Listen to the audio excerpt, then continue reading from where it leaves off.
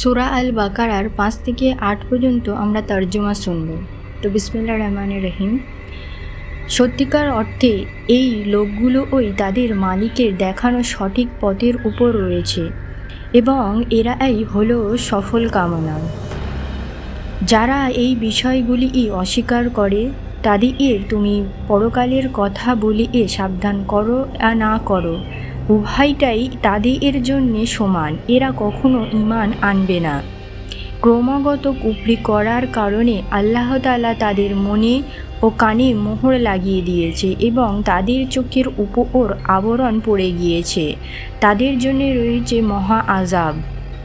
মানুষদের মাঝে কিছু লোক এমন আছে যারা মুখে বলে আমরা আল্লাহ তাআলা ও পরকালের উপর ঈমান এনেছি, কিন্তু এদের কর্মকাণ্ড তুমি দেখলে বুঝতে পারবে এরা মোটেও ঈমানদার নয়।